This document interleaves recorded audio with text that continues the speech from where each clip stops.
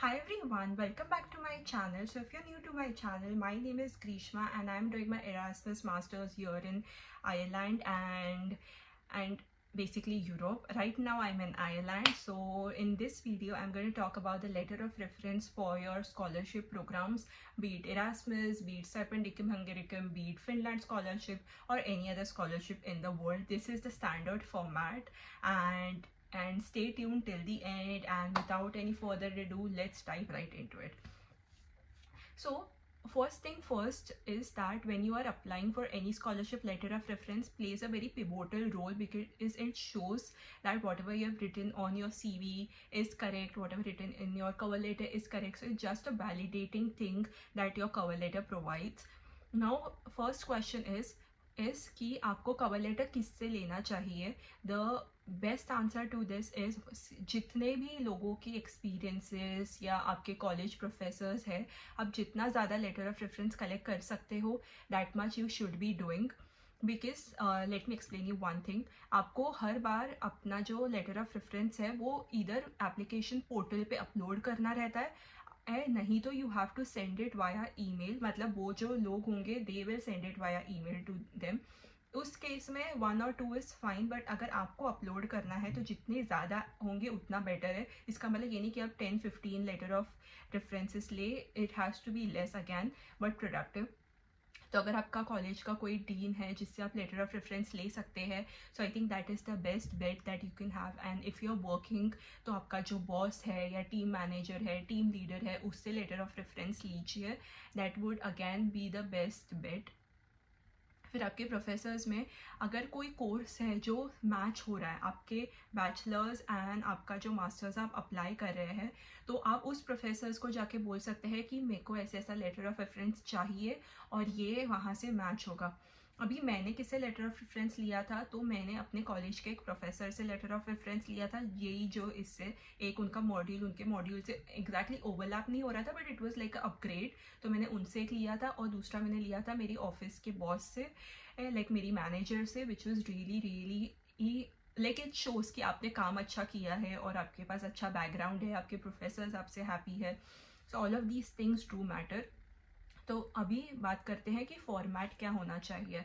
तो format honestly बहुत बहुत सिंपल है, कोई उसमें रॉकेट साइंस नहीं है. उसके पहले आप इधर जनरल एलओआर उनको बोल सकते हैं कि आप हमें जनरल एलओआर बना के दीजिए और कोर्स स्पेसिफिक. अगर आप जिससे एलओआर लिखवा रहे हैं वो आपके बहुत ही क्लोज है तो आप उन्हें बोलिए कि आप ज़रा कोर्स स्पेसिफिक एलओआर लिख सकते हैं क्या, उनको लिंक दीजिए आपके कोर्स का वगैरह.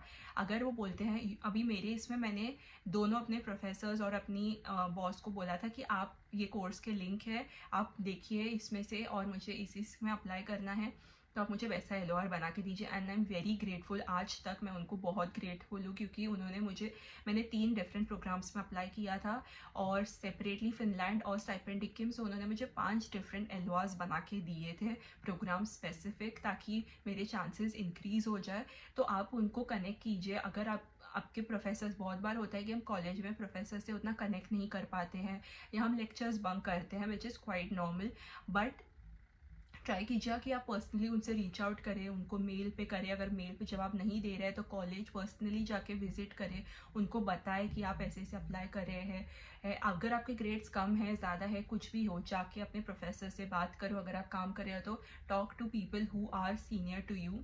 सो it really really helps a lot. तो अभी बात करते हैं फॉर्मेट की. तो फॉर्मेट फर्स्ट होना चाहिए कि प्रोग्राम वो उनका क्या डेजिग्नेशन है, क्या है.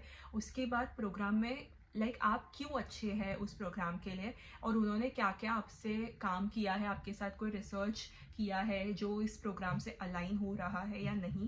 दैट इज़ अगैन अ की aspect in your LOR. At last उनसे एक चीज़ बहुत ही इंपॉर्टेंट है आपके अच्छे एलओआर में. आपका LOR it's just a reference letter कि आप कैसे हैं. इसकी कोई स्टैंडर्ड फॉर्मेट नहीं है. बहुत वीडियोस आपको मिलेंगे जहाँ पे उन्होंने बोला कि ऐसा ऐसा होना चाहिए, वैसा वैसा होना चाहिए. जस्ट इमेजिन वही वीडियो आप जैसे 1000 लोग देख रहे हैं और वैसे ही अगर वो उनके जो भी उनको एलओआर दे रहे हैं उनसे अगर ये करेंगे, so it has to be the same.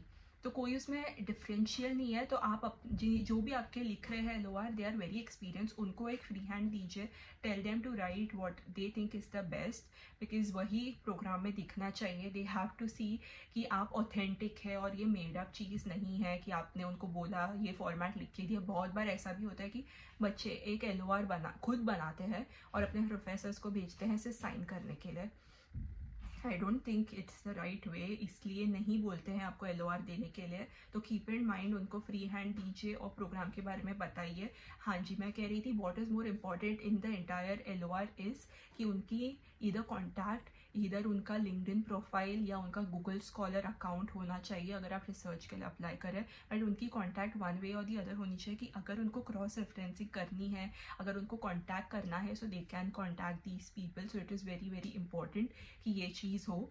And honestly it's not a big thing, आपको ज़्यादा ध्यान देना चाहिए आपके CV पे, आपके कवर लेटर पे, लेटर ऑफ रेफरेंस पे आपका कोई कंट्रोल नहीं है। इट इज़ जस्ट कि आप किसी को बोल रहे हैं बनाने के लिए। सो आई होप कि ये वीडियो आपके लिए हेल्पफुल हो। And if you have anything else, any other questions, आप कमेंट सेक्शन पे डालिए। ऑल्सो ये वीडियो मैं हिंदी में बना रही हूँ, Hindi English mix, but mostly मेरी सारी वीडियोस इंग्लिश में आती है।